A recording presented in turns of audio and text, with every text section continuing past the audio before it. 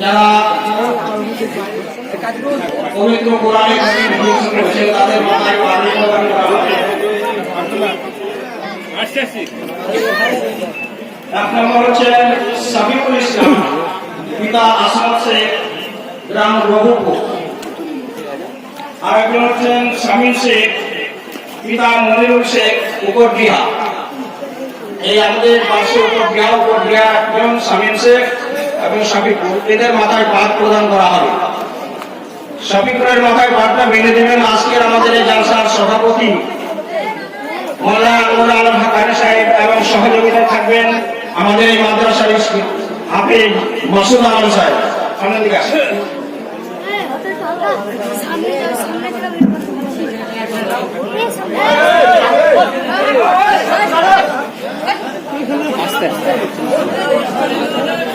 শফিকুল ইসলাম,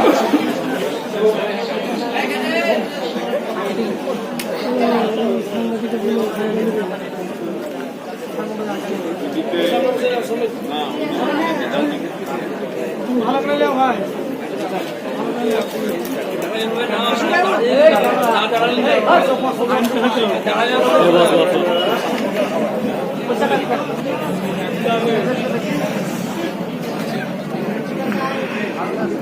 শামীম শেখের গার্জিয়ান এখানে থাকলে স্টেজে এসে উপস্থিত হবেন।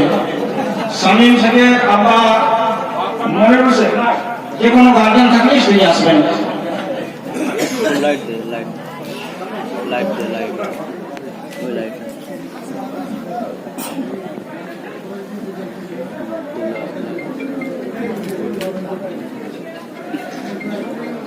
লাঠিটা হাতে ধরে নেবেন মাওলানা তাহাবুর সাহেব। আর শামীম শেখের মাথায় পাতটা বেঁধে দেবেন আজকে আমাদের এই জালসার প্রধান বক্তা ফজিলাতুল শেখ জনাব মাওলানা নূর মোহাম্মদ সাহেব, এবং সহযোগিতায় থাকবেন আমাদের মাওলানা তাহাবুর ইসলাম সাহেব এবং মাওলানা আমিন সাহেব। সকলে হাতেন। মাসুদ সাহেব কোথায়?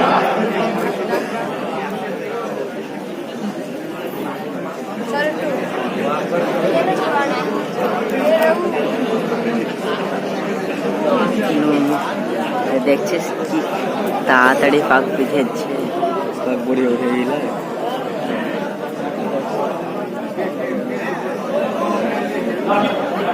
বিশাল ব্যাপার, মোহাম্মদ বিশাল হবে না।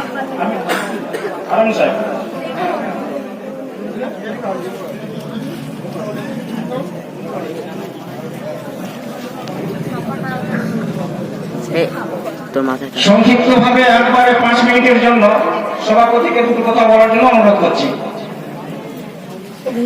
এই তো মাথা করে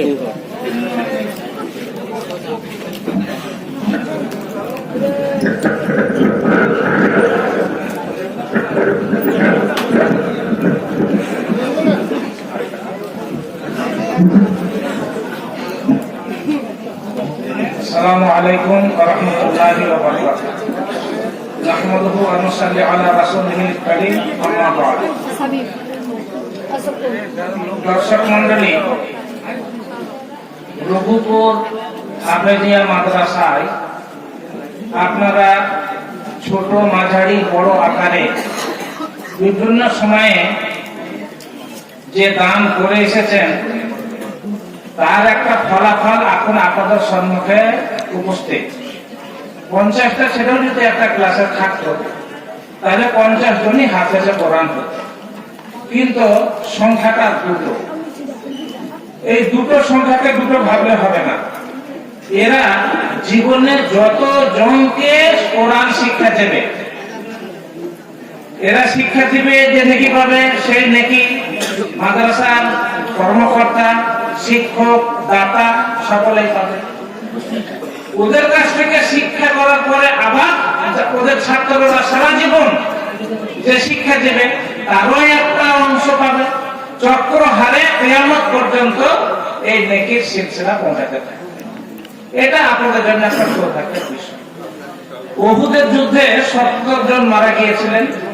সাহাবারা খুব ক্লান্ত, নবীজিকে বললেন যে নবীজি 70টা লোকের জন্য এই বিধ্বস্ত শরীরে কবর খুঁজতে পারবো না। তো নবীজি বললেন বড় করে খোঁড়ো, তাকে দুটো করে দর্শন করা হয়। তো দুজন করে আনা হতো। তো কবরে দেওয়ার সময়ও আল্লাহ পাকের রাসূল জিজ্ঞাসা করলেন যে এই দুজনের মধ্যে কে কোরআন বেশি জানতো? বলে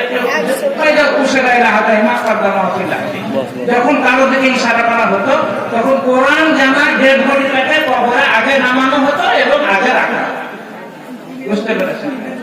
কোরআন যারা হিফজ করবে তাদের পিতা মাতাকে আল্লাহ রাব্বুল আলামিন কিয়ামতের মাঠে যে মুকুট দেবেন, সেই মুকুটে অনেকগুলো মণি মুক্তা থাকবে, যার একটা মণি মুক্তার দাম সারা পৃথিবী বিক্রি করলেও হবে। আর একটা ছোট্ট হাদিস, যে জান্নাত যাওয়ার টাইমে আল্লাহ রাব্বুল আলামিনের পক্ষ থেকে বলে দেওয়া হবে যে তোমরা পৃথিবীতে যে গতিতে কোরআন শরীফ পাঠ করতে সেই গতিতে পাঠ করো, আর কোরআন জান্নাতের সিঁড়ি দিয়ে চাপো। তোমার পাঠ যেখানে শেষ সেইটা সামনে তোমার কে।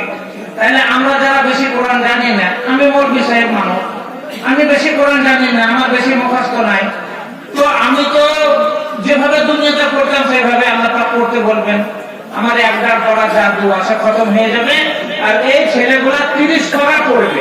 তো 30 পারা পড়তে পড়তে পড়তে এরা যে স্থান পাবে সেই স্থান যারা হাফেজ নয় তারা পাবে না। সে যত বড় আল্লামা হোক, যত বড় মুত্তাকি, যত বড় হাজি হোক, গাজী হোক, দাতা হোক, প্রফেসর হোক, কোরআন মাজিদ তেলাওয়াত করে সিঁড়ি চাপতে হবে।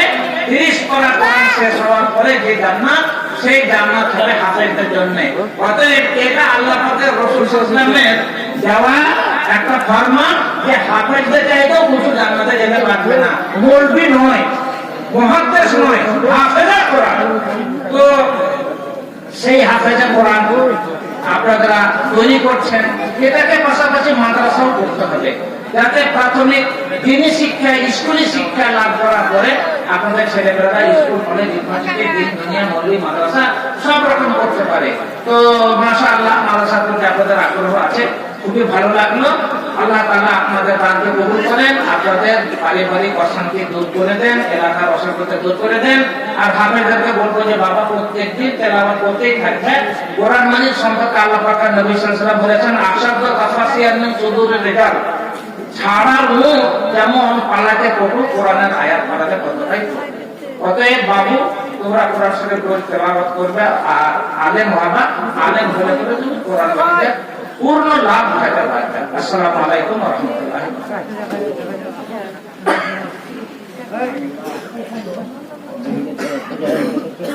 আপনারা একবারে সেই আপনার তিল খাজার উপরে যেমন তিলে তিলে লেগে থাকে, সেই রকম ভাবে যে বক্তার জন্য আপনারা অপেক্ষা করছেন, চেহারাতে সবাই চিনেন, ওনাকে কোনো রকম কিছু বলে ওনাকে ছোট করার কোনো ইয়ে নাই। এখন উনি এসেছেন, আপনারা সব জমজমাটে বসুন। ভাই আপনারা বসুন, ওনার বক্তব্য 1-1.5 ঘন্টা 2 ঘন্টা হবে। আর সে রাখের আবার ঘোড়া মিষ্টি আগার পেনশে হয়, ওনার বক্তব্য সেই ঘোড়া মিষ্টি আগার পেনশার মতো নয়। আর প্রথম থেকে সবই মিষ্টি, উঠতে মন যাবে না, সেটা কষ্ট হবে না, আপনারা এদিকে